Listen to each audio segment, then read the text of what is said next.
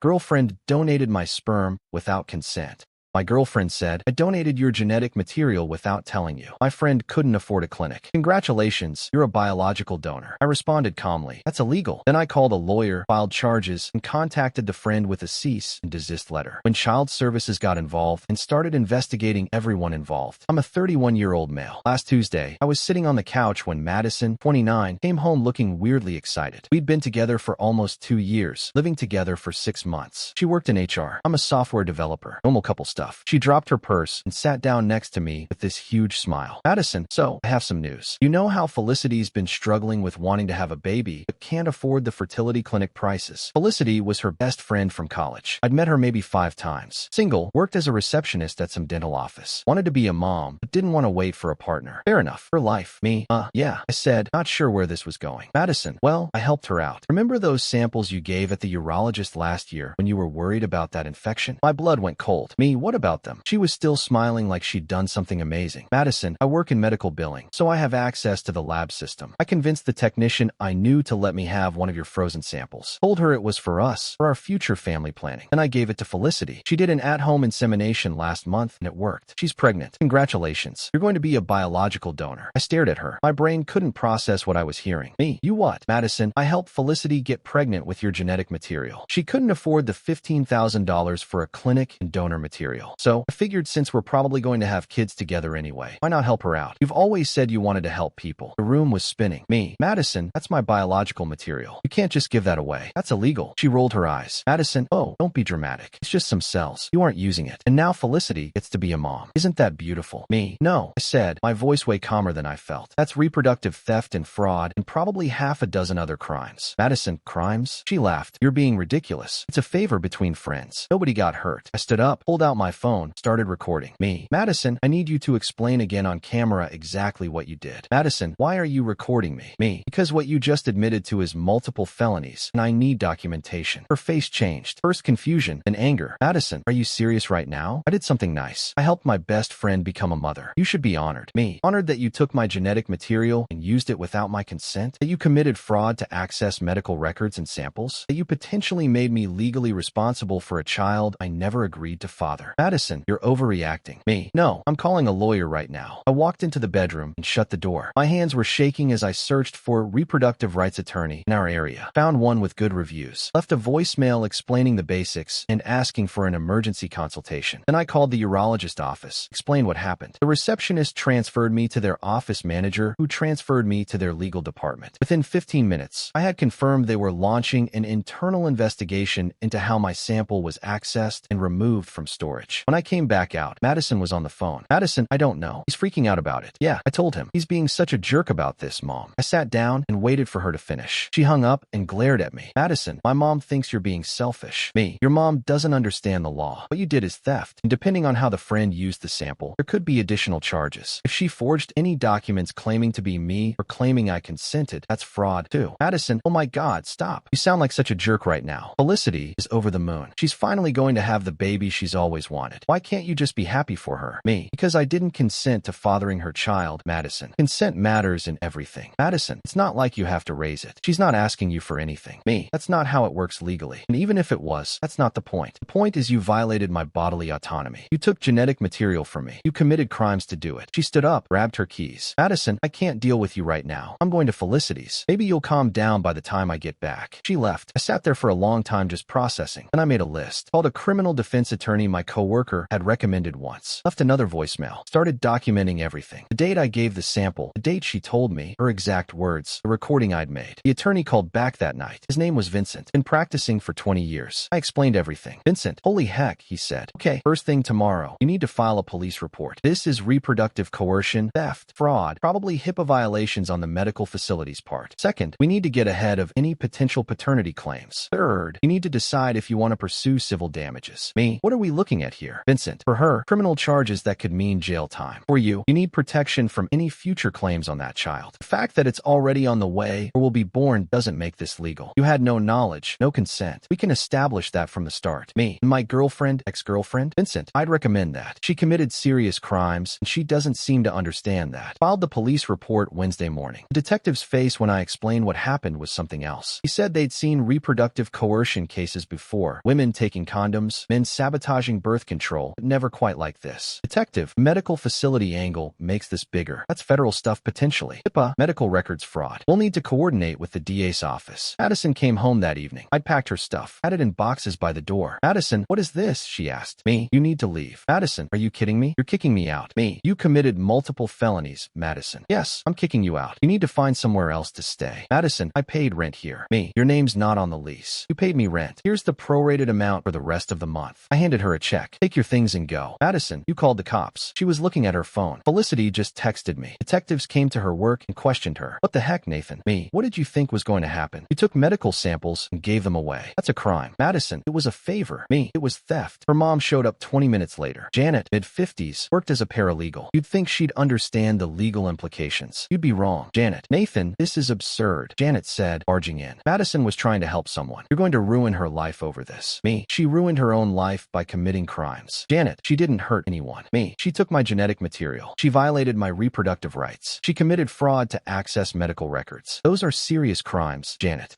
nobody sees it that way. It's just a favor between friends. Me, the police see it that way. The DA's office will see it that way. And honestly, I don't care how you see it. Madison was crying now. Madison, I can't believe you're doing this. I thought you loved me. Me, I did. Before you proved you don't understand consent or basic legal boundaries. Madison, what about Felicity's baby? You're going to ruin her life, too. Me, Felicity participated in fraud. She used taken genetic material. If she signed any documents claiming I consented, that's more fraud. She made her choices. Janet, pointing at me. You're a cold, heartless person. That baby is innocent. Me, the baby is also not my responsibility. I never agreed to father it. When this goes to court, that'll be established. Madison, when this goes to court, Madison's voice went shrill. You're suing us. Me, my lawyer's drawing up a cease and desist for Felicity. She's not to contact me, not to list me on any birth certificates, not to make any claims of paternity. If she violates that, yes, there will be a civil suit. The criminal charges are already filed. My phone rang. Me, Vincent, I answered. Vincent, Nathan, just got word from my contact at the DA's office. They're taking this seriously. Probable cause for multiple charges. They want to interview you tomorrow. Me, understood. Madison was staring at me. Madison, who was that? Me, my attorney. Madison, you actually hired a lawyer for this? Me, for multiple felonies? Yes. Janet, grabbing Madison's arm. Come on, honey, we're leaving. Let him rot in his self-righteousness. They loaded up her boxes. Before leaving, Madison turned back. Madison, Felicity's baby deserves a father. You're going to regret abandoning your own child. Me, it's not my child. I never consented to create it, and that'll be legally established. They left. I locked the door and sat down. My hands were still shaking. The next few days were a blur. Gave my statement to detectives, provided all documentation. The urologist's office confirmed the sample was accessed improperly, that Madison had used her medical billing credentials to gain access to the lab system, that she'd convinced a technician it was for our personal use. The technician was fired. The facility's legal team contacted me. They'd be cooperating fully with the investigation and had already implemented new security protocols. Friday afternoon, Felicity called from a blocked number. I let it go to voicemail. Felicity's voicemail. Nathan, it's Felicity. Please, I'm so sorry. I didn't know Madison didn't have your permission. She told me you'd agreed to help me out. She said you guys had talked about it and you were fine being a donor. Please don't press charges. I'm 8 weeks pregnant. I can't lose this baby. Please. I forwarded it to Vincent. Vincent, that's good, he said. She's admitting she knew where the sample came from. Shows knowledge. Might help establish intent. Me, what happens now? Vincent, DA decides on charges. Could be anywhere from theft to fraud to reproductive coercion. Depends on how aggressive they want to be. The medical facility angle makes it federal potentially. Me, and Felicity's involvement. Vincent, if she knew the source and participated anyway, she's liable too. Me, what about the baby? Vincent, that's complicated. You have no parental rights and no parental obligations if this is handled correctly. The baby was conceived without your consent using taken genetic material. Courts have handled similar cases before. You're not legally the father. Me, and if Felicity tries to claim I am, Vincent, then we go to court and establish the facts. You have documentation, recordings, police reports. You'll be fine. The DA filed charges 2 weeks later. Madison, felony theft, fraud, computer crimes, accessing medical records, HIPAA violations. Felicity, conspiracy to commit fraud, receiving taken property. Madison's lawyer sent a letter saying the charges were excessive and vindictive, and that I was weaponizing the legal system against a woman who was just trying to help a friend. Vincent's response letter was beautiful. powerful, outlined every crime, every statute, cited case law about reproductive rights and consent, ended with, your client committed serious felonies. Mr. Reeves is entitled to pursue all legal remedies. And the social worker showed up. She knocked on my door on a Thursday evening, showed her ID. Child Protective Services. Darlene, CPS. Mr. Reeves, I'm Darlene from CPS. We need to talk about the baby that's going to be born in about 7 months. I let her in, offered coffee. She declined. Darlene, I've read the police reports, she said. This is unprecedented in my career, but we need to establish the child's welfare situation. Miss Felicity Nguyen is claiming you're the biological father and that you've abandoned your child. Me, I'm not the father. Not legally. The sample was taken. I never consented. Darlene, I understand that's your position, but biologically, if this baby is born and tests show you're the genetic father, there are welfare considerations. Me, which should be addressed to the person who took my genetic material and the person who used it knowing it was taken. Darlene, that's not how CPS works, Mr. Reeves. We're concerned with the child's well-being. Me, and I'm concerned with the violation of my reproductive rights. I have no obligation to this child. I never agreed to father it. She made notes. Darlene, have you considered that once this child is born, they might want to know their biological father? Me, that child can know their biological father was the victim of a crime, that their mother participated in fraud, that none of this was consensual. Darlene, you seem very detached from this situation. Me, because I am. This child is not mine in any meaningful way. It's the product of theft. Darlene, the court will decide that. Me, yes it will. And I have extensive documentation proving I never consented to any of this. She left after an hour of questioning. Vincent said it was standard procedure, but irritating. Vincent, they're trying to establish if you're going to be a resource for the child, he explained. Answer honestly. Stick to facts. Don't let them guilt you. Madison's mom sent me a Facebook message. Janet's message. You're going to burn in heck for what you're doing to that innocent baby. Felicity is struggling financially and emotionally, and you're making it worse. Be a man and take responsibility. I screenshot it and sent it to Vincent. Vincent, more evidence of harassment. 2 days later, Felicity's lawyer sent a demand letter. She wanted $2,500 a month in child support starting immediately, medical expenses, and a guarantee I'd be listed on the birth certificate. Vincent laughed when he read it. Vincent, she's delusional. Let me handle this. His response was brutal. Your client participated in fraud to acquire taken genetic material. She has no legal claim to anything from Mr. Reeves. Any further harassment will result in additional civil action. Your client should be more concerned with the criminal charges she's facing. Then Madison showed up at my work. Security called me down to the lobby. She was there with Felicity, who was showing now. Madison, screaming, look at her. Look at what you're doing. She's pregnant with your baby, and you're acting like she doesn't exist. Me, you need to leave, I said calmly. You're both under orders not to contact me. Felicity, crying, that baby needs a father. I can't do this alone. I can't afford this alone. Me, you should have thought about that before you participated in fraud. Felicity, I didn't know. Madison said you agreed. Me, that's your problem. You believed a thief. Security escorted them out. I filed another police report for violating the no contact order. Vincent said it would help our case. The preliminary hearing was set for 6 weeks out. Vincent explained it would be a long process. Criminal trials take time. Civil issues would be separate. Me, what's your best case scenario? I asked. Vincent, criminal convictions for both of them. Clear establishment that you have no parental rights or obligations. Civil settlement for your legal fees and emotional distress. Restraining order that holds up. Me, worst case. Vincent, they plead down to lesser charges. You still get your parental rights clarified, but they do less time. Felicity raises the kid on her own. You're free, but it's messy. Me, I can live with messy as long as I'm free. Madison's parents tried to approach me at a coffee shop. I got up and left. They followed me to my car. Janet, please, Janet said. Madison's looking at jail time. Real jail. She made a mistake. Can't you just drop this? Me, no. Janet, she's my daughter. Me, she's a criminal. She violated my most basic rights. I don't care that she's your daughter. Madison's dad. What about Felicity's baby? Not my problem. Not my responsibility. Not my child. Madison's dad. You're a monster, her dad said. It was the first time I'd heard him speak. A real man would step up. Me, a real man respects consent and personal boundaries. Your daughter doesn't. That's why she's facing charges. I drove away. Blocked both of them on everything. The trial took 4 months. Madison pleaded guilty to reduced charges, felony theft, misuse of medical records. Got 2 years probation, $5,000 fine, community service. Could have been prison time, but her lawyer worked a deal. Felicity pleaded guilty to conspiracy, receiving taken property. 18 months probation, $3,000 fine. Both have felony records now. The civil case settled. They paid my legal fees, $18,000 split between them. Also signed documents permanently waiving any claims of paternity, child support, or involvement from me. The baby was born 3 months ago. A girl. I know because the final court order mentions it. I'm legally not the father. Not on the birth certificate. No rights, no obligations. The judge's order specifically states the conception was non-consensual and criminal in nature. Felicity's parents are apparently helping her raise the kid. She lost her job when the criminal charges became public. Madison's still living with her parents, working temp jobs. No one will hire her with the felony on her record. record. My mom thinks I was too harsh. Mom, that baby didn't do anything wrong, she keeps saying. Me, neither did I remind her. I was the victim of a crime. Lost some friends over this. People who think I should step up or be the bigger person. Apparently, my boundaries and consent don't matter as much as a baby that wouldn't exist if not for crimes committed against me. My therapist says I'm handling it well considering. Says most people couldn't process this level of violation. The nightmares are getting better. The ones where I wake up panicking about legal papers or child support claims. Dating's off the table for a while. Hard to trust anyone after someone you loved used your body against you. That's what it was. She used my body, my genetic material without permission. Violated me in one of the most fundamental ways possible. Vincent says if Felicity ever tries to contact me or make any claims, we go straight back to court. The settlement agreement is ironclad. She signed away any rights to involve me. If she violates it, she pays penalties and potentially more jail time. Sometimes I wonder about the kid, not because I feel paternal. I don't, but because she's going to grow up eventually and find out how she was conceived. That her existence started with her mother participating in a crime. That her biological father wanted nothing to do with her because he never consented to creating her. That's sad, but it's not my responsibility to fix it. I didn't create that situation. Madison and Felicity did. I sold my place last month. Moved across the state. New job, new apartment, new everything. Can't risk running into them accidentally. Can't risk Felicity deciding a few years from now that she wants me involved after all. My new therapist says that's understandable. That I'm allowed to protect myself. That I'm allowed to enforce my boundaries even when other people think I'm wrong. The whole thing still feels surreal sometimes, like it happened to someone else. But then I see the court documents, the settlement agreement, the restraining order. All very real. All proof that two people I trusted committed crimes against me and thought they were doing something good. Madison sent a letter last week. Not to me. She knows better. But to my lawyer, who forwarded it. Said she understands now what she did was wrong. That she's in therapy. That she hopes someday I can forgive her. I won't. Forgiveness is for people who make mistakes. What she did wasn't a mistake. It was deliberate, calculated theft of my genetic material for someone else's benefit. She chose her friends once over my fundamental rights. That's not a mistake. That's who she is. And I'm glad I found out before we had kids together. Before I married her. Before I tied my life to someone who doesn't understand consent. The legal stuff is over. The emotional stuff will take longer. But I'm free. No child support. No custody battles. No ties to people who violated me. That's the win. Not a happy ending. Not closure. Just freedom. And some days, that's enough.